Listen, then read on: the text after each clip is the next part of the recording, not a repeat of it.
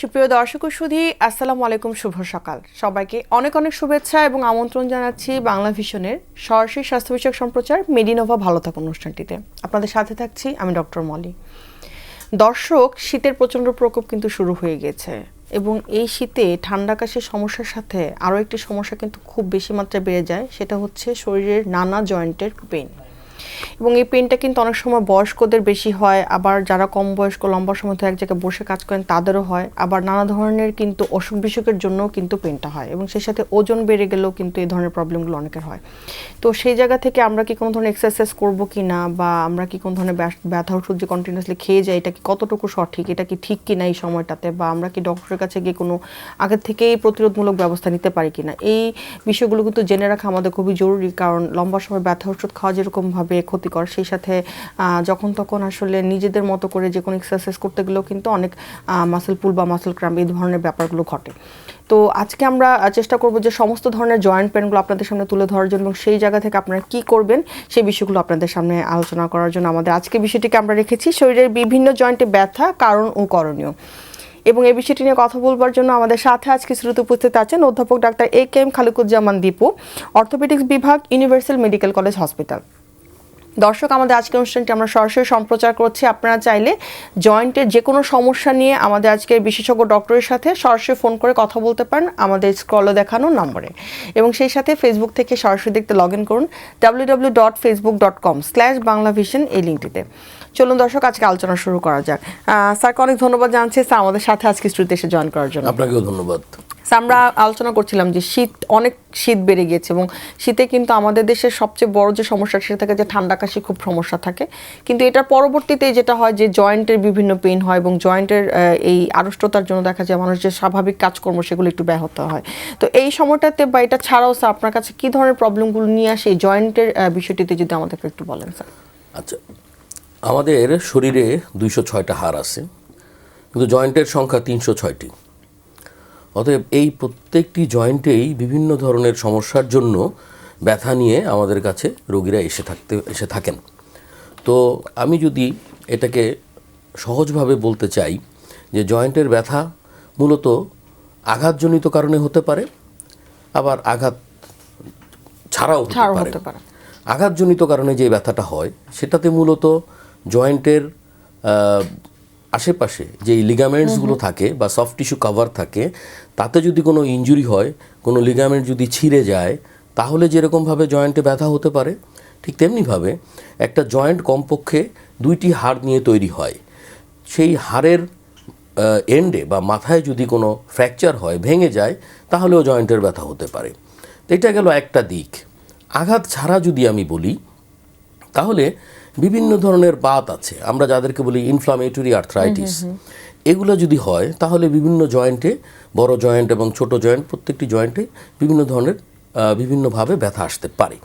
আবার যদি osteo arthritis অর্থাৎ বয়সজনিত কারণে জয়েন্টে যেই প্রাকৃতিক নিয়মে যে পরিবর্তন হয়, যে ডিজেনারেটিভ চেঞ্জ হয়, ওটার জন্যও জয়েন্টে ব্যথা হতে পারে। আবার আপনার একটা জয়েন্টের মধ্যে ইনফেকশন হতে পারে, বিভিন্ন ধরনের ইনফেকশন হতে পারে, সেই ধরনের ইনফেকশন হলেও জয়েন্টে ব্যথা হয়। আবার জয়েন্টের মধ্যে কখনো কখনো টিউমার হতে পারে, ওখান থেকে ক্যান্সারও হতে পারে।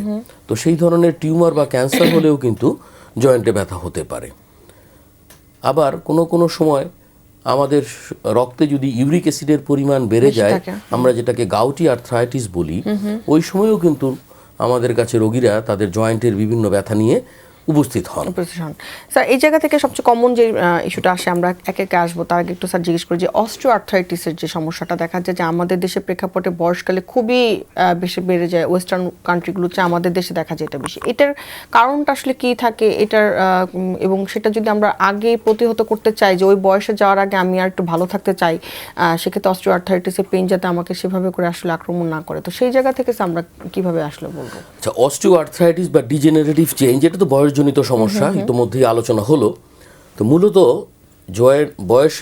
বয়সের সাথে সাথে যেটা হয়, একটা জয়েন্টের মধ্যে প্রত্যেকটা হাড়ের মাথায় কার্টিলেজ বা বাংলায় তরুণাস্থি বলা হয়, নরম এক ধরনের কুরকুরে হাড়ের মতো একটা জিনিস থাকে। তো বয়সের সাথে সাথে দেখা যায় যে এই যে নরম হাড়ের মতো তরুণাস্থিটা থাকে, এই তরুণাস্থিটা ক্ষয়প্রাপ্ত হয়, এটা আমরা বলি ওয়ার অ্যান্ড টিয়ার হয়। হ্যাঁ, তার মধ্যে কিছু ব্রেকডাউন হয়। যখন এই মানে তরুণাস্থিটা নষ্ট হয়ে যায়, তখন মানে দুইটা হাড়ের মাথা কিন্তু একটার সাথে তার একটা ঘষা খায়। বিভিন্ন মুভমেন্টে, হাঁটা চলার সময়, যে কোনো কাজ করতে গেলে ঘষা খায়। যখন এই ধরনের ঘষা খায় তখনই তার জয়েন্টের মধ্যে ব্যথা হয়। তা আমাদের দেশ এবং ওয়েস্টার্ন ওয়ার্ল্ড দুই ধরনের, মানে সব দেশে এই সমস্যাটা অত্যন্ত প্রকট। আমাদের দেশের প্রেক্ষাপট যদি বলি তাহলে হলো যে আমরা যারা আমাদের ওয়ার্কআউটের পরিমাণটা খুব কম, আমরা কিন্তু ফিজিক্যাল এক্সারসাইজ বা শারীরিক যে ব্যায়াম সেটার ব্যাপারে আমাদের দেশের লোকজন অতটা এখনও পর্যন্ত সচেতন না। যদিও ধীরে ধীরে সচেতনতাটা বাড়ছে, কিন্তু এখনও পর্যন্ত আমরা ওই ধরনের সচেতন না বিধায় আমরা সেটা করি না। তো এর ফলে আবার ওজনও যদি বেড়ে যায়, এবং আমাদের এই সাবকন্টিনেন্টের উপমহাদেশের একটা ফিজিক্যাল স্ট্রাকচারই আছে কিন্তু, যে একটা মধ্য বয়সে এসে আমাদের শরীরের মধ্যপ্রদেশ অর্থাৎ পেট এবং এই জায়গাগুলো কিন্তু আসলে আমরা ভারী হয়ে যায়, যার ফলে আমরা হাঁটাচলা করার সময় শরীরের ওজনটা তো আমাদের বিভিন্ন জয়েন্টে পড়ে, বিশেষত হাঁটুর মধ্যে, এবং অত্যন্ত কমন এই হাঁটুর অস্টিওআর্থ্রাইটিস এই জায়গাটায় পড়ে। যখন এটাতে আসে তখন আমরা বিভিন্ন ধরনের মানে ব্যথা ফিল করে থাকি। তো এটার জন্য চিকিৎসা নিতে হবে এবং সময় মতো সঠিক চিকিৎসকের কাছে যেতে হবে। আমি যদি অস্টিওআর্থ্রাইটিস নিয়ে আরেকটু বলতে চাই, যে বিশেষ করে সবচেয়ে কমন যে জয়েন্টে অস্টিওআর্থ্রাইটিস সবচেয়ে বেশি হয় সেটা হলো হাঁটু। কারণ এই হাঁটুটার উপরে কিন্তু আমরা হাঁটাচলা করে থাকি, আমরা যখন হাঁটি আমাদের পুরো শরীরের ভারটা হাঁটুর উপরে থাকে। কয়েকটা ফ্যাক্টরস এখানে কাজ করে। সেটা হলো যে আমরা যখন হাঁটা চলা করি তখন একটা মানুষের শরীরের যেই ওজন, সেই ওজনের 2 থেকে 3 গুণ মানে প্রেশার তার হাঁটুর ওপরে পড়ে। আমরা যখন সিঁড়ি ওঠানামা করি তখন 4 থেকে 5 গুণ প্রেশার, শরীরের ওজনের 4 থেকে 5 গুণ প্রেশার হাঁটুর উপরে পড়ে। আমরা যখন নিচে বসি তখন শরীরের ওজনের 10 থেকে 12 গুণ প্রেশার হাঁটুর উপরে পড়ে। অর্থাৎ আমাদের প্রত্যেকটা স্টেপেই কিন্তু হাঁটুর উপরে প্রেশার পড়ে। এই কারণে যার শরীরটা একটু বেশি ভারী তার জন্য এই সমস্যাটা কিন্তু অনেক আর্লি চলে আসবে। হ্যাঁ, বয়স হওয়ার মানে যেই বয়সে হওয়ার কথা তার আগেই হয়তোবা চলে আসতে পারে। তো অস্টিওআর্থ্রাইটিস অফ দ্য নি, এইটার চিকিৎসার জন্য আমাদেরকে ভাগ করতে হবে যে এটা কোন গ্রেডে আছে। আমাকে গ্রেড দেখতে হবে। 0, 1, 2, 3, 4 এই মানে 5টা গ্রেড আছে। তো 0 এবং 1 এই গ্রেডে আমরা রোগীদেরকে কিছু লাইফস্টাইল মডিফিকেশনের কথা বলি। ওজন যদি বেশি থাকে সেটা কমাতে বলি, কিছু ফিজিক্যাল এক্সারসাইজ করতে বলি এবং কিছু ওষুধপত্র দিই। 2 এবং এইখানে স্যার এই জায়গাটাতে একটু আসি যে ওষুধপত্রের সময় দেখা যায় যে কিছু হয়তো আমরা ব্যথার ওষুধ দিই, কিন্তু দেখা যায় রোগী যখন ব্যথার ওষুধ খেয়ে ভালো থাকে, দেখা যায় লম্বা সময় ধরে সে আর ডক্টরের কাছে ফেরত না আসে, এই ব্যথার ওষুধটাই কিন্তু চালিয়ে যায়। এটা আসলে সঠিক কিনা? আমরা কিন্তু ব্যথার ওষুধ কিন্তু রোগীদেরকে আমরা বলে দিই 7 দিন 10 দিনের বেশি ব্যথার ওষুধ একটানা কিন্তু আমরা দেই না। এবং পরবর্তীকালে পেশেন্ট যখন আমাদের কাছে ফলো আপে যখন আমরা তাদেরকে আসতে বলি, তারা যখন আসে ব্যথার পরিমাণ কমে গেলে তো ওষুধ বন্ধ হয়ে যাবে, বাট ব্যথার পরিমাণ যদি সম্পূর্ণ নাও কমে তখন কিন্তু আমরা ওষুধটাকে চেঞ্জ করে দিই। অর্থাৎ যেই ওষুধ ব্যথার ওষুধে তার ক্ষতি, অন্যান্য সাইড ইফেক্টের জন্য ক্ষতি হবে, সেই ওষুধটা বন্ধ করে আমরা এমন ওষুধ প্রেসক্রাইব করি যাতে তার ওই সমস্যাগুলো না হয়। অর্থাৎ চিকিৎসকের সাথে যদি আপনি থাকেন, রোগী যদি চিকিৎসকের পরামর্শে থাকে, তাহলে কিন্তু এই সমস্যাগুলো এড়ানো সম্ভব। তাহলে এখানে একটা গুরুত্বপূর্ণ পয়েন্ট যেটা হচ্ছে যে ব্যথার ওষুধটা আসলে আমরা চিকিৎসকের পরামর্শ মতোই খাবো, এবং তার চেয়ে বেশি সময় না খেয়ে বরঞ্চ যদি না কমে সেক্ষেত্রে আবার আমরা অবশ্যই চিকিৎসকের পরামর্শ ব্যতিরেকে ব্যথার ওষুধ কিন্তু এইভাবে যত্রতত্র খাওয়াটা উচিত না। তার পরবর্তীতে আমি যদি আবার আসি যে 2 এবং 3 এখানেও আমরা ওষুধপত্র দেই, এক্সারসাইজ করতে দেই। এতে যদি ভালো না হয় তাহলে আমরা বর্তমানে সারা পৃথিবীতেই চলছে, আমাদের দেশেও আমরা সেটা স্টার্ট করেছি, পিআরপি, প্ল্যাটিলেট রিচ প্লাজমা। অর্থাৎ শরীর থেকে রক্ত নিয়ে, রোগীর শরীর থেকে রক্ত নিয়ে সেই রক্তটাকে একটা বিশেষ মেশিনের মধ্য দিয়ে আমরা প্ল্যাটিলেট এবং প্লাজমা একটা রসটাকে আলাদা করে সেটা সেন্ট্রিফিউজ করে সেই রসটা আবার আমরা রোগীর হাঁটুর মধ্যে ইনজেকশনের মাধ্যমে প্রবেশ করিয়ে দিই। এইটাতেও যদি ভালো না হয় তাহলে গ্রেড 4-এ চলে যাবে পেশেন্ট। তো গ্রেড 4-এ গেলে আমরা যেটা করি সেটা হচ্ছে নি রিপ্লেসমেন্ট, টোটাল নি রিপ্লেসমেন্ট, অর্থাৎ পূর্ণ হাঁটু প্রতিস্থাপন। এই চিকিৎসাটা যদি করা হয় গ্রেড 4-এ গেলে, তাহলে কিন্তু রোগী ব্যথামুক্তভাবে তার দৈনন্দিন হাঁটা চলা থেকে শুরু করে তার দৈনন্দিন সবগুলো কাজ উনি কিন্তু খুব ভালো মতো করতে পারবেন, একটা কোয়ালিটি লাইফ উনি লিড করতে পারবেন। গুরুত্বপূর্ণ একটা পয়েন্ট আসছেন, সেটা হচ্ছে যে টি কেয়ার, যেটা টোটাল নি রিপ্লেসমেন্ট। এটা আমরা করার সময় আগে সবসময় চিন্তা করতাম পাশের দেশে যাব বা অন্য কোনো দেশে গিয়ে করব, তো এখন কি আমরা সেটা স্যার সাকসেসফুলি করতে পারছি কিনা, বা আমাদের রোগীর এর পরবর্তীতে কতটুকু ভালো আমি থাকছে? আপনার মাধ্যমে বাংলাদেশের সমস্ত মানুষের কাছে একটা বার্তা দিতে চাই যে বর্তমানে আমরা অত্যন্ত সাফল্যের সাথে টোটাল নি রিপ্লেসমেন্ট বা পূর্ণ হাঁটু প্রতিস্থাপন অপারেশনটা অত্যন্ত সাফল্যের সাথে করছি, এবং নিয়মিতভাবেই আমাদের দেশে এই অপারেশনটা করা হয়ে থাকে। অনেকগুলো সেন্টারে বিভিন্ন জায়গায় আমরা এই অপারেশনটা করি এবং প্রতিনিয়তই করছি। It is a very common practice now. অতএব এই চিকিৎসার জন্য আপনার কিন্তু দেশের বাইরে কোথাও যাওয়ার কোনো প্রয়োজন বর্তমানে নেই। অনেক ধন্যবাদ স্যার। আরেকটা কথা বলছিলেন যে এই যে গ্রেড 4-এর পেশেন্ট যাদেরকে আমরা নি রিপ্লেসমেন্ট করতে বলছি, এটা ছাড়া কি গ্রেড 4-এ আর কোনো উপায় আছে কিনা? গ্রেড 4-এ যখন চলে যায় বলে দিচ্ছে একটা ডক্টর, সেক্ষেত্রে আসলে কি তখন অন্য কোনো ট্রিটমেন্ট নেওয়ার সুযোগ আছে কিনা? সত্যিকার অর্থে আপনি যদি গ্রেড 4-এর একজন পেশেন্টকে চিকিৎসা করতে চান, তাহলে বেসিক্যালি নি রিপ্লেসমেন্ট ছাড়া আর কোনো ভালো চিকিৎসা নেই। অল্টারনেট যেটা আছে সেটা তো খুব একটা, সেটাতে আমরা যেটা করি সেটাকে আমরা বলি আর্থোডেসিস, অর্থাৎ হাঁটুর জয়েন্টের যেই মুভমেন্টটা আছে সেই মুভমেন্টটা পুরোপুরি বন্ধ করে ফিউজ করে দেওয়া হয়, অর্থাৎ দুইটা হাঁটু আর ভাঁজও হবে না সোজাও হবে না, এমন একটা পজিশনে আমরা পেশেন্টের হাঁটুটাকে ফিক্স করে দেওয়ার একটা চেষ্টা করা হয়। তাতে করে পেশেন্টের হাঁটু ভাঁজও হবে না, এবং সে কিন্তু তাহলে হাঁটার সময়ও তার কিন্তু একটু পা টেনে টেনে হাঁটতে হবে, তবে ব্যথামুক্তভাবে থাকবে। এটা একেবারে এন্ড স্টেজে করা হয়। যখন আমরা নর্মালি এটা করি এমন ক্ষেত্রে যেই সমস্ত রোগীদের হাঁটুর অবস্থা এতই খারাপ যে তাদের নি রিপ্লেসমেন্টও করা যাবে না। কিন্তু বিকল্প যদি বলেন, এটা আসলে বিকল্প না, এটা কাজ চালানোর মতো একটা ব্যাপার, সেই কারণে করা হয়। হাঁটু ভাঁজ না করে তো আসলে কাজগুলো করা কিন্তু কষ্টকর হয়ে যায়। অবশ্যই। আচ্ছা, তো যেহেতু আমাদের দেশে আসলে টোটাল নি রিপ্লেসমেন্টটা হচ্ছে, সেক্ষেত্রে আমরা কিন্তু আসলে রোগীদেরকে সাজেস্ট করতে পারি যে আমাদের দেশ থেকে করার জন্য। তাতে করে মনে হয় কস্টিংও তাদের অনেকটা কম পড়বে, কারণ অন্য দেশে গিয়ে থাকা, হোটেলে থাকা, এগুলো তা তো বটেই।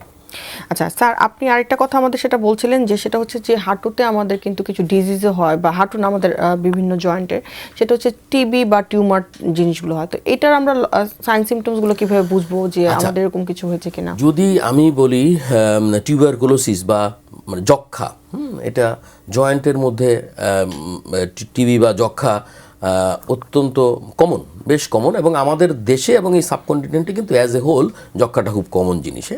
তো এটার জন্য রোগী আমাদের কাছে কি নিয়ে আসবে? প্রথমে আসবে ব্যথার সাথে কখনো কখনো তার হাঁটু ফুলে যেতে পারে, বা অন্য যেই জয়েন্ট এফেক্টেড যে জয়েন্ট সেই জয়েন্ট ফুলে যেতে পারে। এটা হাঁটুতে হতে পারে, হিপ জয়েন্টে হতে পারে, এটা অ্যাঙ্কেল জয়েন্টে হতে পারে, হ্যাঁ, এবং এটা অন্যান্য ছোট হাতের জয়েন্টে হতে পারে, রিস্টে হতে পারে, এলবোতে হতে পারে। প্রত্যেকটা জয়েন্টের মধ্যেই কিন্তু টিউবারকুলোসিস বা যক্ষা হতে পারে। লক্ষণ হচ্ছে ব্যথা, ফোলা, কখনো কখনো ফুলে যাবে, তার পাশাপাশি তার নাইট পেইন হয়, রাত্রেবেলা হঠাৎ করে ব্যথা বেড়ে যায়, ঘুম ভেঙে যায়, এটা একটা ব্যাপার।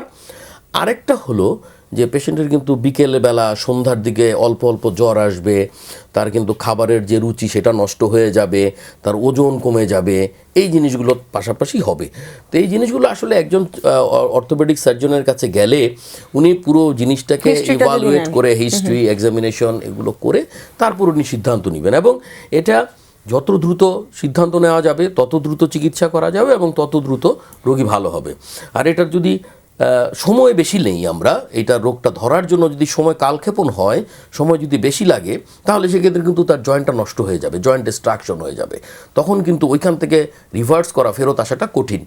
অতএব পরামর্শ হলো ছোটোখাটো কোনো সমস্যায় আপনি অবহেলা না করে দ্রুত যথাযথ চিকিৎসকের শরণাপন্ন হওয়া, এটা হচ্ছে গিয়া আমাদের মূল মেসেজ বা বার্তা। অনেক ধন্যবাদ স্যার। একটা খুব কমন প্রবলেম আমাদের দেশের প্রেক্ষাপটে যেটা, সেটা আপনি ফার্স্টে বলছিলেন যে সাউথ এশিয়ার রিজনে দেখা যাচ্ছে মধ্য বয়সের পরে আমাদের ওয়েটটা বাড়তে থাকে, বা বডির মাঝামাঝি ওয়েটটা বেশি বেড়ে যায়, বা পেটের ভার হয়ে যায়। তো এখানে এটা ছাড়াও দেখা যায় এখনকার ইয়াং জেনারেশনের মধ্যেও কিন্তু স্যার যে ফাস্টফুড বা বিভিন্ন ধরনের এই ধরনের খাবারগুলো খাওয়ার কারণে বা লাইফস্টাইলের কারণে যদি বলি, ওয়েট গেইন হচ্ছে, তো এই থেকেও কি আপনি কোনো পেশেন্ট পান কিনা যে অনেক ওয়েট গেইন এবং সেটা থেকে যে পরবর্তীতে তার জয়েন্ট পেনগুলো হচ্ছে, বা এই ধরনের পেশেন্টকে আপনারা পাচ্ছেন? হ্যাঁ, অবশ্যই অবশ্যই। আমাদের শরীরের যেই অঙ্গ প্রত্যঙ্গগুলো আছে, হাড়গুলো আছে, মাসেল আছে বা জয়েন্ট আছে, তাকে তো তৈরি করা হয়েছে একটা নির্দিষ্ট ওজন বহন করার জন্য। আমি যদি তার উপরে তার থেকে বেশি লোড দেই, ডেফিনেটলি তার ক্ষতি হবে। দেখবেন আমরা যখন মানে পথ চলি, তাহলে কিন্তু ইদানিং বাংলাদেশের বিভিন্ন জায়গায় সাইনবোর্ডে লেখা আছে যে ওভারলোডের গাড়ি আমাদের রাস্তার ক্ষতি করতেছে। তো ওভারলোডের গাড়ি আমার শরীরের ক্ষতি করতেছে। আমার হাঁটুর উপরে যদি প্রেশার বেশি পড়ে, যেটা একটু আগে আমি বললাম, তাহলে পরে তো ও এটা নিতে পারবে না। তো নিতে যখন পারবে না, তখন তার ড্যামেজ বেশি হবে। এটাই হলো গিয়ে স্বাভাবিক কথা। তো যখন এই কারণে ওয়েট বেশি হলে তার হাঁটু ব্যথা হবে, এবং হাঁটু ব্যথা যখন হবে একটা পর্যায়ে তার কোমরে ব্যথা হবে, অথবা তার আগে কোমর ব্যথা হবে, কোমর ব্যথা থেকে তার হাঁটু ব্যথা হবে। এগুলো ইনএভিটেবল। ওয়েট বেশি থাকলে, প্রয়োজনের অতিরিক্ত ওয়েট থাকলে এটা তো হবেই। এবং এটা ইয়াংদের মধ্যেও আপনি যেটা বললেন, ইয়েস, বাংলাদেশে বর্তমানে ইয়াং জেনারেশনের মধ্যেও এটা প্রচুর আছে। বিকজ আমরা আমাদের যে খাদ্যের অভ্যাস, আমাদের খাদ্য অভ্যাসটা তো একটু অদ্ভুত টাইপের না, এবং আমরা কিন্তু একটু মানে অলওয়েজ আমাদের এই অঞ্চলে আমরা কিন্তু কার্বোহাইড্রেট বেসড আমরা খাবারটাই বেশি খেয়ে থাকি। এবং জাঙ্ক ফুড যেটা ফাস্ট ফুড বলেন বা জাঙ্ক ফুড বলেন, যেটাতে হয় ওইটার মধ্যেও কিন্তু কার্বোহাইড্রেট রিচ মানে খাবার থাকে। হ্যাঁ, আমি যেমন একবার মানে বিশ্বস্ত সূত্রেই হোটেলের রেস্টুরেন্টের এক শেফের মাধ্যমে আমি জানতে পারলাম যে আপনি রেস্টুরেন্টের ঝাল খাবার খান আর মিষ্টি খাবার খান, প্রত্যেকটার মধ্যেই চিনি দেওয়া হয়। মানে ঝালটা খাবারের মধ্যেও চিনি দেওয়া হয় খাবারের টেস্ট বাড়ানোর জন্য।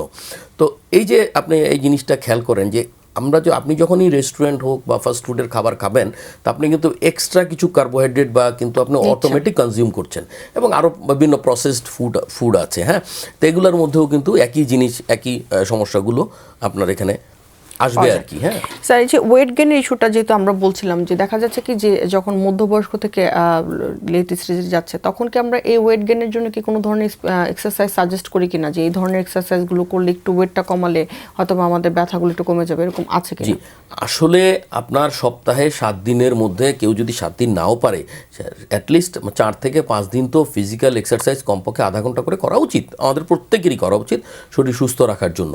আর বিশেষ করে যারা সিডেন্টারি ওয়ার্কার, অর্থাৎ ডেস্কে বসে বা চেয়ার টেবিলে বসে কাজ করেন, তাদের জন্য এটা আরও বেশি দরকার।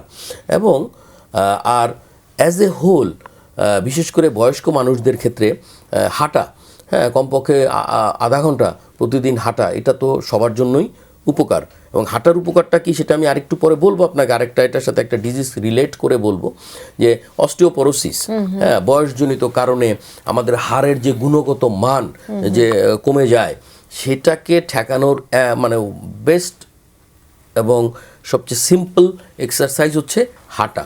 ওয়েট বিয়ারিং এক্সারসাইজ, আপনাকে হাঁটতে হবে। হাঁটলে কিন্তু অস্টিওপোরোসিসকে প্রিভেন্টও করা যায়, এবং এটার জন্য ভালোও থাকা যায়, হাড়ও কিন্তু ভালো থাকে। তো এই হলো কি আমাদের। আচ্ছা স্যার, অনেকেই যে অস্টিওপোরোসিস যে টার্মটা আপনি বলেন, এটার সাথে দেখা যায় অস্টিওআর্থ্রাইটিসকে মিলিয়ে ফেলে। তো এই অস্টিওপোরোসিস আর আর্থ্রাইটিসের মধ্যে স্যার ডিফারেন্সটা কোথায় থাকে? অনেকে মনে করে যে আমার, যখন আপনি অস্টিওপোরোসিস বলছেন, রোগী কিন্তু এসে বলে যে আমার অস্টিওআর্থ্রাইটিসের মতো কিছু হয়েছে। তো এইটার সাথে আসলে ওটার ডিফারেন্স খুব সহজ। অস্টিওআর্থ্রাইটিস মানে হচ্ছে এখানে জয়েন্ট ইনভলভড হবে। জয়েন্টের সমস্যা হচ্ছে অস্টিওআর্থ্রাইটিস। এটা একটা ডিজেনারেটিভ চেঞ্জ, বয়সজনিত কারণে ওয়্যার অ্যান্ড টিয়ার হলে এটা হয়, এবং সেটা জয়েন্টে হয়, এটা অস্টিওআর্থ্রাইটিস। আর অস্টিওপোরোসিস এটা জয়েন্টের সমস্যা না, এটা হাড়ের সমস্যা। হাড়ের গুণগত মান যখন কমে যাবে, হ্যাঁ, তখন এটা হবে অস্টিওপোরোসিস। অর্থাৎ গুণগত মানটা কি? ব্যাপারটা হচ্ছে আমাদের শরীরে প্রতিনিয়ত নতুন নতুন বোন সেল তৈরি হয়, হাড়ের সেল তৈরি হচ্ছে, আবার প্রতিনিয়ত হাড়ের সেল নষ্ট হচ্ছে, ক্ষয়ে যাচ্ছে। এটা প্রাকৃতিক নিয়ম। যখন এই বোন সেলের তৈরি হওয়ার পরিমাণটা কমে যাবে, এবং পক্ষান্তরে বোন যে ক্ষয় বা ডিস্ট্রাকশন, ধ্বংস হওয়ার প্রবণতাটা যখন বেড়ে যাবে, তখন হাড়ের গুণগত মান পরিবর্তন হয়ে যাবে। অর্থাৎ আমার নতুন হাড় তৈরি হচ্ছে কম, বাট ক্ষয় হচ্ছে বেশি, তখন যেটা হবে সেটা হলো অস্টিওপোরোসিস। তো সেক্ষেত্রে স্যার আমরা কি এটাকে কোনোভাবে প্রিভেন্ট করতে পারি কি? এই হাঁটা ছাড়া বা অন্য কোনো ওয়ে? হাঁটা ছাড়া বর্তমানে একটা হলো যে আপনি হাঁটবেন, আরেকটা হচ্ছে আপনি খাদ্যাভ্যাস। আপনি একটু প্রোটিন সমৃদ্ধ খাবার যদি বেশি খাওয়া যায়, তাহলে যেমন উপকার হবে, ঠিক তেমনিভাবে বর্তমানে কিছু ঔষধ আসছে আমাদের দেশে, যেটা দীর্ঘদিন আমাদের দেশে এই ধরনের ওষুধগুলো ছিল না, সেই ওষুধগুলো কিন্তু বর্তমানে আসছে, যারা এক ধরনের ওষুধের কাজ হচ্ছে গিয়া যে বোন যে ক্ষয় হচ্ছে, ধ্বংস হচ্ছে, ওটাকে ঠেকানো, ওটার প্রবণতা কমিয়ে দিবে। তেমনিভাবে পাশাপাশি আরেকটা আসছে যেটা আপনি নতুন নতুন বোন সেল তৈরিতে আপনাকে হেল্প করবে। তো যখন বোন সেল তৈরিতে হেল্প করবে, যখন আমি বোন সেল প্রোডাকশনটা বাড়াইতে পারবো এবং ক্ষয় হওয়াটা কমাইতে পারবো, তাহলে আমার অস্টিওপোরোসিস কিন্তু একটা চেক অ্যান্ড ব্যালেন্সে থাকবে। অনেক ধন্যবাদ স্যার। এখানে একটা প্রশ্ন থেকে যে অস্টিওপোরোসিস যদি কারো ডায়াগনোসিস হয় বা কারো মা বা বাবার, সেক্ষেত্রে কি জেনেটিক্যালি এটা রান করে কিনা, বা তারও কি হতে পারে কিনা, বা ছেলে মেয়ের হতে পারে কিনা? হ্যাঁ, হতে পারে না যে তা না, তবে সোললি অস্টিওপোরোসিস বেশি মানে বেসিক্যালি এটা ওল্ড এজের একটা রোগ বা ডিজেনারেটিভ প্রসেস। তবে কোনো কারণে আর্লি স্টেজে হতে পারে না যে তা নয়, কোনো ডিজিজ প্রসেসের জন্য অস্টিওপোরোসিস হতে পারে। যেমন আমরা একটু আগে টিবি নিয়ে আলোচনা করলাম, টিবি হলে কিন্তু জয়েন্টের আশেপাশের যে বোনসগুলো, সেখানে অস্টিওপেনিয়া হবে, হ্যাঁ, মানে বোন সেল নষ্ট হইতে থাকবে সেখানে, হ্যাঁ। আবার ডিসইউজ অ্যাট্রফি হবে, মানে হাঁটা চলা কম, আপনি মানে যারা খালি শুয়ে বসে দিন কাটায়, তাদের কিন্তু অস্টিওপোরোসিস হবার নর্মাল যে বয়সে অস্টিওপোরোসিস হয় তারটা কিন্তু তার আগে হবে। অনেক ধন্যবাদ স্যার। আরেকটা গুরুত্বপূর্ণ প্রশ্ন তার থাকছে, সেটা হচ্ছে যে যখন আমাদের জয়েন্ট পেনগুলো হয় এই শীতকালে, দেখা যায় কি যে আমরা অনেকে কিন্তু হট কম্প্রেশন দিই, আবার কেউ অনেক সময় ডক্টরের কাছে শুনে আসেন যে কোল্ড কম্প্রেশন দিতে হবে, হট কম্প্রেশন না। তো এইখানে আসলে কোন বিষয়টিতে আমরা আসলে খেয়াল করবো যে এই জায়গাতে আমরা কি হট কম্প্রেশন দিব নাকি কোল্ড কম্প্রেশন দিব, এই ডিসিশনটা আসলে আমরা কিভাবে জানবো? আগে কিন্তু সবসময় স্যার ছিল যে হট কম্প্রেশনে দেওয়া হতো। না, এটা হলো যে মূলত যদি আঘাতজনিত কারণে আপনার কোনো সমস্যা হয়ে থাকে, যে আমি আঘাত পেয়েছি, ওখান থেকে আমার হাঁটুতে ব্যথা বা হাতে ব্যথা, জয়েন্টে ব্যথা, যে কোনো একটা কিছু, এরকম যদি হয়, তাহলে পরে যেটা করতে হবে সেটা হলো গিয়ে যে আমরা তখন আঘাতজনিত কারণ হলে আমরা সেখানে 48 ঘন্টা আমরা কিন্তু আইস কোল্ড কম্প্রেশন দিতে বলি। 48 ঘন্টা পার হয়ে গেলে তারপরে আমরা তখন ওই জায়গায় আমরা ওয়ার্ম অ্যাপ্লিকেশন বা হট কম্প্রেশন যাই বলেন না কেন সেটা দিতে বলি। এটা হলো মূল কথা। সেক্ষেত্রে স্যার অনেক সময় অস্টিও আর্থ্রাইটিসে অনেক সময় অনেকে হিট কম্প্রেশন বা এই ধরনের কিছু দেয়, এগুলো কি তখন এতে কোনো অসুবিধা নেই। অস্টিও আর্থ্রাইটিস হলে বা যে কোনো ব্যথার জায়গায় আমরা যদি একটু হট কম্প্রেশন দিই, হয়তো একটা সুদিং ইফেক্ট হয়, আরাম লাগে, এটা দিতে পারে, এটাতে কোনো অসুবিধা নাই। অনেক ধন্যবাদ স্যার।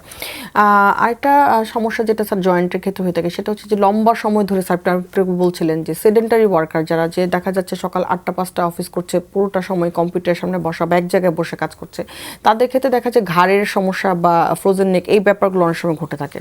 তো এই জায়গা থেকে স্যার একটু সাজেস্ট করবেন কিনা যে কি করা যেতে পারে, যেটা করলে এটা আসলে, কারণ লম্বা সময় ধরে ধরনের কাজগুলো অনেকেই করে থাকেন বছরকে বছর, তো তারা আসলে কি ধরনের প্রিভেন্টিভ মেজার নিতে পারে বা কি ধরনের এক্সারসাইজগুলো ফলো করতে পারে বা কিভাবে আসলে বসতে পারে, এগুলো যদি একটু আমাদের সাথে শেয়ার করেন।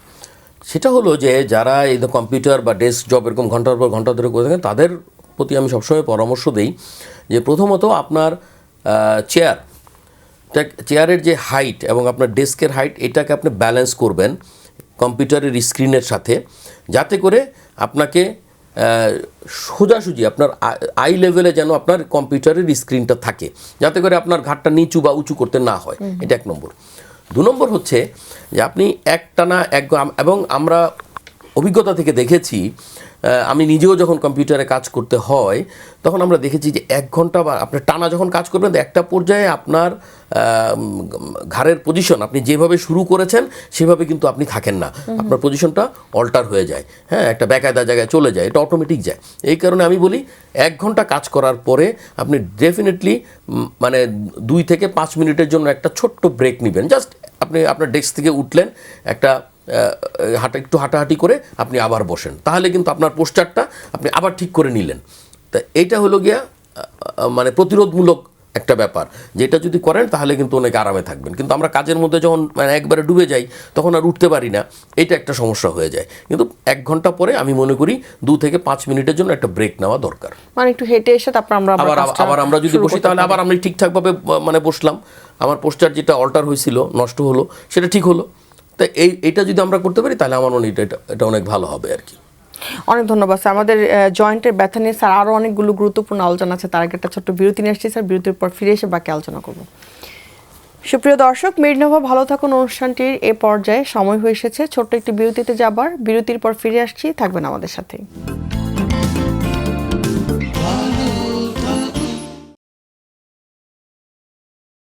সুপ্রিয় দর্শক, বিরতি শেষে আবারও ফিরে এলাম মেডিনোভা ভালো থাকুন অনুষ্ঠানটিতে। আমাদের সাথে থাকার জন্য ধন্যবাদ। আজকে আমরা কথা বলছিলাম জয়েন্টের নানা সমস্যা নিয়ে।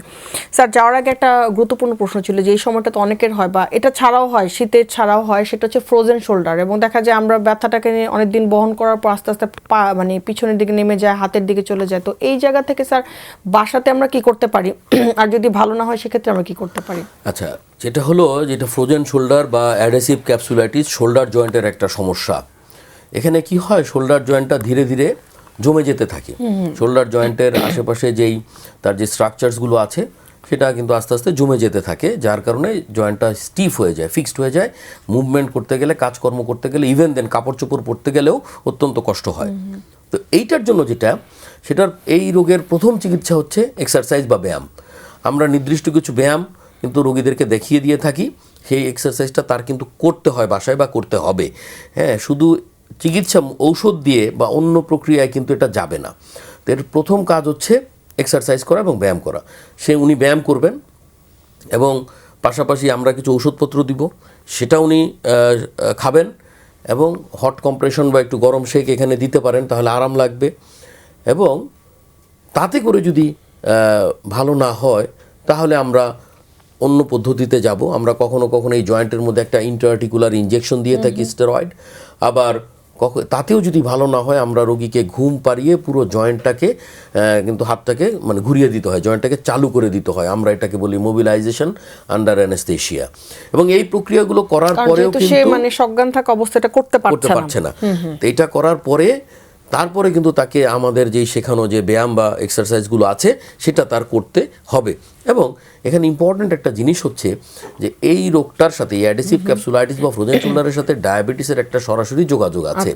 অর্থাৎ যে আমরা দেখেছি যে যে সমস্তরা রোগীরা ডায়াবেটিক এবং যাদের ডায়াবেটিকটা আনকন্ট্রোল, তাদের এই সমস্যাটা বেশি হয়ে থাকে। অর্থাৎ তাদের ডায়াবেটিস কিন্তু ডেফিনেটলি কন্ট্রোলের মধ্যে রাখতে হবে এবং তারপরে এই চিকিৎসাগুলোর মধ্যে আমাদেরকে যেতে হবে। এটা যদি যাই তাহলে এটা ঠিক হয়ে যাবে ইনশাল্লাহ। অনেক ধন্যবাদ স্যার। আমাদের আরেকটা, প্রথমেই আপনি বলছিলেন যে জয়েন্ট পেইনটা আসলে দুই রকমের, একটা হচ্ছে অ্যাক্সিডেন্টাল, আরেকটা হচ্ছে যে আমাদের ডিজেনারেটিভ চেঞ্জের জন্য যেটা হয়। অ্যাক্সিডেন্টাল জয়েন্ট পেইনগুলো সবচেয়ে বেশি কিন্তু আমরা স্যার এই যে প্লেয়ারদের ক্ষেত্রে বা আমরা আমাদের নর্মালেও অনেক লাইফে দেখে থাকি। তো সেই জায়গা থেকে যদি স্যার একটু বলেন যে এই যে অ্যাক্সিডেন্ট করার পরেও কি আমরা আগের লাইফে ফিরে যেতে পারি কিনা? আচ্ছা, আঘাতজনিত যে ব্যাপারটা আছে, তাই না? আঘাতজনিত কারণে এটা স্পোর্টস ইনজুরি, যারা প্লেয়ার তাদেরও হতে পারে, আবার যারা হাউস হোল্ড ওয়ার্ক করে বা নর্মাল যারা অ্যাক্টিভিটি করে সেখান থেকেও কিন্তু জয়েন্টের মধ্যে আঘাত লাগতে পারে। দেখা গেল যে এটা ভাঙলো না, বাট আমাদের যে লিগামেন্ট আছে এই লিগামেন্টগুলো ইনজুর্ড হলো। তো সবচেয়ে বেশি এই ঘটনাটা ঘটে থাকে নি জয়েন্টের মধ্যে। তো নি জয়েন্টে 11টা লিগামেন্ট কাজ করে। এর মধ্যে মূল লিগামেন্ট হচ্ছে 4টা। 2টো থাকে হাঁটুর বাইরের সাইডে আর 2টো থাকে হাঁটুর ভেতরে, যারা হাঁটুটাকে স্ট্যাবল করে রাখে, ধরে রাখে। তো স্ট্যাবিলিটি ধরে রাখে, হাঁটুটাকে ঠিক জায়গায় রাখে, ব্যালেন্সটা ঠিক করে। তো এর লিগামেন্টগুলোর মধ্যে একটা লিগামেন্ট যদি ছিঁড়ে যায় তাহলে কিন্তু হাঁটুর ব্যালেন্স নষ্ট হবে। হাঁটুর ব্যালেন্স নষ্ট হলে রোগীর ব্যথা হবে এবং তার হাঁটা চলা করার সময় হঠাৎ করে সে মনে হবে যে তার পা ভাঙে সে পড়ে যাচ্ছে এবং পড়ে যায়ও কখনো কখনো। তো এইটার চিকিৎসা হচ্ছে গিয়া আপনাকে একটা সার্জারিতে যেতে হবে। আমরা বলি আর্থোস্কোপিক এসিএল বা মানে পিসিএল রিকনস্ট্রাকশন, অর্থাৎ আর্থোস্কোপিক লিগামেন্ট রিকনস্ট্রাকশন করতে হয়। অর্থাৎ আমরা যেই লিগামেন্টটা ছিঁড়ে গেছে তার বদলে আমরা শরীর থেকে আরেকটা লিগামেন্ট নিয়ে আর্থোস্কোপি, অর্থাৎ হাঁটুর মধ্যে ছিদ্র করে আমরা হাঁটুটা জয়েন্টের মধ্যে যাই এবং পুরো জিনিসটা অপারেশনটাই হয় আর্থোস্কোপিক্যাল বা ছিদ্র করে, কাটা ছেঁড়া তেমন একটা নেই, ছিদ্র করে আমরা যাব এবং নতুন যে লিগামেন্ট আমরা শরীরের অন্য জায়গার থেকে নিলাম সেটা নিয়ে সেই লিগামেন্টটা, ওই যেই লিগামেন্টটা ছিঁড়ে গেছে তার জায়গায় সেই লিগামেন্টটাকে আমরা প্রতিস্থাপন করে দেই। সেক্ষেত্রে কি স্যার আগের অবস্থায় ফেরত আসে? একেবারে আগের মতো, অলমোস্ট আগের মতো সে তার সমস্ত কর্মকাণ্ড যা আছে সবই সে করতে পারবে। তবে তাকে কিন্তু অপারেশনের পরে নিয়মিতভাবে চিকিৎসকের সাথে যোগাযোগ রাখতে হবে এবং তার দেখানো যেই ব্যায়ামগুলো আছে, হ্যাঁ, রিহ্যাবিলিটেশন প্রোটোকলটা তাকে মানতে হবে। হ্যাঁ, লম্বা সময় তাকে এক্সারসাইজ করতে হবে, নির্দিষ্টভাবে যে রিহ্যাবিলিটেশন প্রোটোকল সেটা মানতে হবে, ফিজিওথেরাপিস্টের পরামর্শ নিতে হবে। এই কাজগুলো যদি উনি নিয়ম মেনে করেন তাহলে ওনার একেবারে আগের জীবনে আঘাতের আগে ওনার যা করতে পারতেন সবই করতে পারবেন, খেলাধুলাও করতে পারবেন। অনেক প্লেয়ার আছে যাদের লিগামেন্ট ইনজুরি হয়েছে কিন্তু তারা অপারেশন করে আবারও কিন্তু খেলাধুলাতে ফেরত আসছেন। কে কত ভালো আসতে পারবেন ডিপেন্ড করবে কে কত পোস্ট অপারেটিভ যে রিহ্যাবিলিটেশন প্রোটোকল অর্থাৎ ফিজিওথেরাপি বা ব্যায়াম, এটা যে যত ভালো করেছে সে তত ভালো আউটকাম পাবে। অনেক ধন্যবাদ স্যার। আমরা স্যার আরেকটা কথা বলছিলাম যে টিবির সাথে আমরা একটা আলোচনা করব ভেবেছিলাম, সেটা হচ্ছে টিউমার যে বিষয়টা হয়ে থাকে এই বোনস, এবং আমরা কিন্তু অনেক সময় বুঝতে পারি না এবং দেখা যায় পরবর্তীতে ক্যান্সার হওয়া পর্যন্ত চলে যায়। তো এইখানে কি স্যার আমাদের একটু শেয়ার করবেন কিনা যে আমরা যে ব্যথা নিয়ে বসে থাকি, যে এটা কি আসলে দেখা ব্যথা নিয়ে মানে বসে থাকা যাবে না। ব্যথা যখন হবে আপনি ডাক্তারের কাছে যাবেন, আমরা বিভিন্ন পরীক্ষা নিরীক্ষা করে ইভালুয়েট করবো, এবং পরীক্ষা সিম্পল একটা এক্সরে করলেও কিন্তু মানে ম্যাক্সিমাম সময়ে আমাদের হাড়ের যেই আপনার ক্যান্সার হয় বা জয়েন্টের মধ্যে, এবং ক্যান্সারগুলো জয়েন্টের আশেপাশেই হয় ম্যাক্সিমাম ক্যান্সারগুলো, তো বা টিউমারগুলো মানে বোন টিউমারগুলো। তো এটা যখন জয়েন্টের আশেপাশে হবে, দুই ধরনের হয়, একটা হয় মানে ভালো যেটা বিনাইন টিউমার, আর একটা হচ্ছে গিয়া যেটা ম্যালিগনেন্ট বা ক্যান্সার। তো যেটাই হোক না কেন আমি যত আর্লি ডায়াগনোসিস করতে পারবো সেটি চিকিৎসাটা করাটা খুব সহজ, আমরা সেই জায়গাটা চিকিৎসা করে ফেলবো। এবং যদি ক্যান্সার হয় তাহলে ক্যান্সারের জন্য কতটুকু ক্ষতি হয়েছে, দরকার পড়লে এখানে জয়েন্ট রিপ্লেস করে বা কাস্টম মেড প্রস্থেসিস পাওয়া যায় বর্তমানে বাংলাদেশে অ্যাভেলেবেল, সেটা করে পরবর্তীতে কেমোথেরাপি রেডিওথেরাপি একটা দিয়ে কিন্তু সে রোগী কিন্তু আর্লি যদি ডায়াগনোসিস করা যায় তাহলে কিন্তু উনি সুস্থও হন এবং কর্মক্ষম থাকতে পারবেন, যদি উনি দ্রুত চিকিৎসকের পরামর্শটা নেন। অনেক ধন্যবাদ স্যার। টিউমারের ক্ষেত্রে আপনি যেটা বললেন যে স্যার আমরা যদি আর্লি ডায়াগনোসিস করতে পারি, তো সেক্ষেত্রে আমরা ওইখান থেকে বোন টিউমারটাকে রিমুভ করার সময় হাড়ের যে সমস্যাগুলো হয় সেগুলোকে আমরা রিকভার করতে পারি, বা এটা কি রোগীরা রিকভার করতে পারে, বা রোগীরা কি পরবর্তীতে আরো কোনো কিছু ফেস করে কিনা? না, যদি আমরা আর্লি ডায়াগনোসিস করতে পারি তাহলে আমরা যেটা করি সেটা হচ্ছে পুরো টিউমার সহ যে অংশটুকু, এটা টিউমারটা কোন ধরন সেটা দেখতে হবে, সেই ধরনটা দেখে সেই অনুযায়ী চিকিৎসা। আমরা পুরো এরকমও হয়ে থাকে যে আমরা পুরো সেগমেন্ট, যেই হাড়ে আমার টিউমার হয়েছে পুরো সেগমেন্ট সহ আমি টিউমার বের করে সেখানে আমি আর্টিফিশিয়াল একটা প্রস্থেসিস লাগিয়ে দিতে পারি, যার কারণে রোগী কিন্তু কর্মক্ষম থাকতে পারে, হাঁটাচলা করতে পারে। অনেক ধন্যবাদ। অস্টিওআর্থ্রাইটিসের কথা আমরা অনেক কিছু জানলাম, কিন্তু খুব গুরুত্বপূর্ণ একটা পয়েন্ট দেখা যায় যে এই বয়সের আগে এই ফিজিওলজিক্যাল প্রসেসে যেহেতু আমাদের সবকিছু আস্তে আস্তে কর্মক্ষমতা কমে যায়, কিন্তু ইনফ্লামেটরি একটা অস্টিওআর্থ্রাইটিস থাকে, যেটা ইনফ্লামেটরি আর্থ্রাইটিস যেটা, সেটাকে আমরা নর্মালি ভাষায় বলি বাত। আসলে বাত কিন্তু মানে যে কোনো ব্যথাই কিন্তু বাত নয়। ইনফ্লামেটরি আর্থ্রাইটিস হচ্ছে এমন একটা আর্থ্রাইটিস যেটা যে কোনো বয়সেই হতে পারে, ইয়াংদেরও হতে পারে, বয়স্কদেরও হতে পারে, মিডল এজও হতে পারে। তো ইনফ্লামেটরি আর্থ্রাইটিস একটা নির্দিষ্ট একটা সিস্টেমিক ডিজিজ, এটা আলাদা একটা রোগ বাত। এটার চিকিৎসা শুধুমাত্র ব্যথার ওষুধ নয়। স্যার একটা সেকেন্ড আমরা যদি একটু থামি, আমরা দর্শক আছেন তার ফোনটি নিয়ে আমরা আবার বাতের কোশ্চেন আসছি। জি হ্যালো দর্শক, আপনার নাম বলে প্রশ্নটি করুন। হ্যালো মাকসুদ মিরপুর থেকে বলছি। জি মাকসুদ ভাই, আমরা শুনতে পাচ্ছি, আপনার প্রশ্নটি করুন। আমার ফাদারের 70 ইয়ার্স বয়স, কাঁধে ওই ব্যথা হচ্ছে। ওনার ডায়াবেটিস আছে? ডায়াবেটিস অল্প কন্ট্রোলে থাকে? কন্ট্রোলে থাকে। আচ্ছা ঠিক আছে, যে আমাদের সাথে থাকেন, আমরা আনসারটা নিচ্ছি। আমরা এই আলাপটা একটু আগেই করলাম যে এটা খুব সম্ভবত এটা ফ্রোজেন শোল্ডার। ওনাকে নির্দিষ্ট কিছু ব্যায়াম করতে হবে, একটু গরম শেক নিতে হবে, একটু ওষুধ খেতে হবে, এবং এটা যদি উনি করেন আমার মনে হয় উনি ইনশাল্লাহ ঠিক হয়ে যাবেন। পরামর্শ হচ্ছে যে কোনো একজন অর্থোপেডিক সার্জনের পরামর্শ নিলেই এবং সেই অনুযায়ী যদি কাজগুলো করা হয় তাহলে আশা করি উনি ঠিক হয়ে যাবেন ইনশাল্লাহ। দর্শক অনেক ধন্যবাদ আমাদের প্রশ্নটি করার জন্য। স্যার আমরা বাতে ছিলাম, আমরা যে আলোচনাটা ছিলাম, তো ইনফ্লামেটরি আর্থ্রাইটিস যেহেতু একটা সিস্টেমিক ডিজিজ, এটা কিন্তু মানে ডায়াবেটিস হলে কি হয় বা প্রেশার হলে কি হয়, হাইপারটেনশন থাকলে কি হয়, আমাকে ওষুধ খেয়ে যেতে হয় লাইফ লং। ঠিক তেমনিভাবে এই ইনফ্লামেটরি আর্থ্রাইটিস একটা সিস্টেমিক ডিজিজ, এটার জন্য নির্দিষ্ট কিছু ঔষধ আছে। রোগটাকে ধরে সেই অনুযায়ী এই ওষুধটাকে তাকে নিতে হবে বা খেতে হবে, এবং এটা দীর্ঘ সময় খেতে হবে। কখনো ঔষধ বাড়াইতে হবে, কখনো কমাতে হবে, কখনো বদলাতে হবে। এবং এর সাথে সাথে যে লাইফস্টাইল যেটা আছে, অ্যাক্টিভিটি, ফিজিক্যাল অ্যাক্টিভিটি, এটা যদি কেউ যদি চালু রাখে তাহলে কিন্তু তার এই সমস্যার সমাধান সম্ভব। এবং স্যার এক্ষেত্রে কি আমরা অনেক সময় দেখা যায় কি যে এই হাঁটুর জয়েন্টগুলোতে বা এই ধরনের ব্যাপারগুলোতে অনেক সময় আমরা করি কি যে আপনার সেলুলার জেলগুলো দিয়ে থাকে, অনেক সময় যে ইনজেকশনের মাধ্যমে আমরা দেখা যায় যে কার্বক্সিমিথাইল সেলুলোজ। আমি বলি বিভিন্ন সেলুলোজ ইনজেকশন বিভিন্ন সময়ে এই পৃথিবীতে আসছে, কিন্তু খুব বেশি উপকার কিন্তু আসলে হয় না। জয়েন্ট ডিস্ট্রাকশন হলে, হ্যাঁ, জয়েন্টের স্ট্রাকচারের মধ্যে আছে সাইনোভিয়াল কার্টিলেজ, হ্যাঁ, সাইনোভিয়াল কার্টিলিয়াস। তো ওই কার্টিলেজ কিন্তু একবার নষ্ট হলে ওইটা আর ফেরত পাওয়া যাবে না। হ্যাঁ, অতএব জেল দিয়ে খুব একটা উপকার কিন্তু হয় না, বা অনেকে যত্রতত্র হাঁটুর মধ্যে স্টেরয়েড ইনজেকশন দেয় বা বিভিন্ন জয়েন্ট স্টেরয়েড দিতে থাকে, এটাও খুব খারাপ। তাতে করে কি হয়, যে ওই জয়েন্টের যে ক্ষয় হওয়ার প্রবণতাটা সেটা আরো বেশি বাড়ে, বেড়ে যায়। এটা ঠিক না দেওয়া। এবং অনেকে বিভিন্ন কারণে মানে আপনার অনেকের কিন্তু রেগুলারলি দিতে থাকে মান্থলি একবার করে এরকম মান্থলি একবার করে দিতে থাকে। এটা কিন্তু আসলে কোনো প্রোটোকলের মধ্যে নাই, এটা অপচিকিৎসা আমি বলবো। হ্যাঁ, এই কাজটা করা ঠিক না। আরেকটা জিনিস আমি একটু অ্যাড করতে চাই, সেটা হচ্ছে এই যে যত্রতত্র স্টেরয়েড দেওয়া এবং বিভিন্ন ডিজিজ প্রসেসের জন্য আমরা স্টেরয়েড অনেকে খাই, বা অনেকে ব্যথার ওষুধ চিকন হালকা পাতলা থেকে মোটা হওয়ার জন্য, স্বাস্থ্য ভালো হওয়ার জন্য স্টেরয়েড খায়। তো এইটার কিন্তু বিরাট বড় বড় আপনার সাইড ইফেক্ট আছে, অনেক কঠিন সমস্যা হয়। যেমন সবচেয়ে কমন হচ্ছে avascular necrosis of femoral head.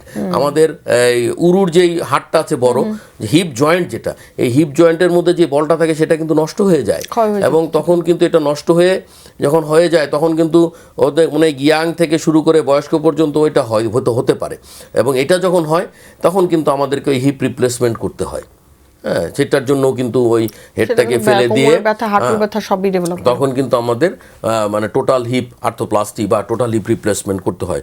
হ্যাঁ, আমরাও এটা এখনও আমরা বাংলাদেশে এটা বহুদিন ধরেই অত্যন্ত সাফল্যের সাথে মানে করে আসছি। কিন্তু আমার মেসেজ হলো যত্রতত্র স্টেরয়েড ইনজেকশন দেওয়াও খারাপ এবং স্টেরয়েড মুখে নেওয়াও খারাপ, এটা ভালো না।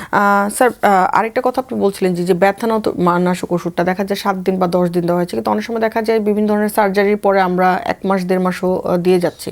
তো যাদের কিডনি সমস্যা আছে তাদেরকে আসলে বা কিডনি ডক্টরের শরণাপন্ন হয়ে ব্যাপারটা কি ডিসকাস করে নেওয়া উচিত কিনা, বা আমরা এটা করি কিনা? মানে ব্যথার ওষুধ তো কয়েক ধরনের আছে না, তো NSAID যেটা, তো একটা নির্দিষ্ট গ্রুপের ব্যথার ওষুধ কিন্তু কিডনিতে সমস্যা করে বা কিডনির সমস্যা করতে পারে। এবং বিশেষ করে যারা কিডনি রোগী, যাদের কিডনিতে প্রবলেম আগে থেকেই আছে, তাদের জন্য তো ওই সমস্ত ওষুধ আমরা অপারেশনের আগে হোক বা পরে হোক বা কখনোই আমরা সেটা ব্যবহার করব না, করা যাবে না। আর আমি যে আগেও আপনাকে বলেছি যে 7-10 দিনের বেশি একটানা ব্যথার ওষুধ যেটা কিডনি বান্ধব নয়, এই ধরনের ব্যথার ওষুধ আমরা দিতে চাই না এবং দেবও না। এর বাইরেও আমাদের কিছু অল্টারনেটিভ তো আছে, আমরা সেটা ব্যবহার করব। এবং ডেফিনেটলি প্রয়োজনে আমরা যাদের কিডনি রোগ আছে তাদের জন্য অবশ্যই আমরা নেফ্রোলজিস্ট বা কিডনি রোগ বিশেষজ্ঞের সাথে অবশ্যই পরামর্শ করব। অনেক ধন্যবাদ স্যার। আমরা যেটা একদমই আসলে শেষ পর্যায়ে আছি স্যার, আজকের যে বিষয়টা ছিল আমাদের যে জয়েন্টের ব্যথা কি করব, এই বিষয়টা নিয়ে যদি এই শীতের পারপাসে শেষ কোনো পরামর্শ থাকে? শেষ পরামর্শ যে শীতের মধ্যে বা ঠান্ডায় কিন্তু হাড়হাড্ডির ব্যথা বাড়ে, জয়েন্টের ব্যথা বাড়ে। গরম কাপড় পরবেন, কোনো নির্দিষ্ট জয়েন্টে যদি আপনার মানে আগে থেকেই ব্যথা থাকে সেটা র্যাপ আপ করে রাখবেন একটা মোটা কাপড় দিয়ে, গরম সেক নেবেন, কুসুম গরম পানি দিয়ে গোসল করবেন। আর অ্যাজ এ হোল আমি যদি বলি যে আপনার জয়েন্টের যত্ন নেওয়ার জন্য শরীরের ওজন নিয়ন্ত্রণে রাখবেন এবং খাবার দাবার যেটা আছে সেটা পরিমিত আহার করবেন, পরিমিত খাদ্যাভ্যাসটা যেন সঠিক হয়, ফিজিক্যাল এক্সারসাইজ করবেন, প্রতিদিন কমপক্ষে আধা ঘন্টা হাঁটবেন। কারণ একটা জিনিস মনে রাখতে হবে, life is movement, movement is life. যেই লাইফে চলাফেরা নাই সেই লাইফ কিন্তু কোনো লাইফ না, জীবন না। অতএব আমরা চাই সুস্থ, কর্মক্ষম, হেঁটে চলে এই পৃথিবীতে থাকতে এবং যখন চলে যাওয়ার সময় হবে তখন চলে যেতে। অনেক ধন্যবাদ স্যার। এবং প্রতিরোধ করার জন্য যে ব্যথাগুলো যাদের অনেক আগের থেকে আছে সেটা প্রতিরোধ করার জন্য যদি শেষ কোনো পরামর্শ থাকে, যারা বয়স্ক আছেন রোগী আমাদের সাথে, তাদের প্রতিরোধ করার জন্য যেই কথাগুলো আমি বললাম, অর্থাৎ যে আপনি অল্প সমস্যা হোক, আপনি সমস্যা হলেই আপনি চিকিৎসকের শরণাপন্ন হবেন এবং সঠিক চিকিৎসকের শরণাপন্ন হবেন। যদি সিস্টেমিক কোনো ডিজিজ কারো থেকে থাকে, ডায়াবেটিস, প্রেশার, কিডনি সমস্যা, এগুলার জন্য আপনি রেগুলার ফলো আপে থাকবেন, এগুলোকে নিয়ন্ত্রণে রাখবেন, খাদ্যাভ্যাসটা ঠিক করবেন, প্রতিদিন হাঁটবেন। অনেক ধন্যবাদ স্যার আমাদের সাথে আজকে শুরুতে থাকার জন্য এবং আপনার মূল্যবান সময় আমাদের সাথে দেওয়ার জন্য। আপনাকেও ধন্যবাদ, বাংলা ভিশনকেও ধন্যবাদ আমাকে আমন্ত্রণ জানানোর জন্য। সুপ্রিয় দর্শক, মেডিনোভা ভালো থাকুন অনুষ্ঠানটিতে আজকে আমরা কথা বলেছিলাম জয়েন্টের নানা ধরনের সমস্যাগুলো নিয়ে এবং সেই সাথে আমরা কিভাবে আসলে প্রতিরোধ করতে পারি এবং এই সাথে শীতের মধ্যে আসলে কিভাবে আমরা নিজেদের এই ব্যথাগুলোকে আরেকটু প্রোটেক্টিভ হইতে মেজারমেন্ট নিতে পারি, সে বিষয়ে কিন্তু স্যার আমাদেরকে পরামর্শ দিয়েছেন। আশা করি দর্শক যারা সাথে ছিলেন তারা অনেক কিছু জানতে উপকৃত হয়েছেন। আবারও দেখা হবে আগামী পর্বে, ততদিন পর্যন্ত অপেক্ষায় থাকুন, সুস্থ থাকুন এবং অবশ্যই ভালো থাকুন।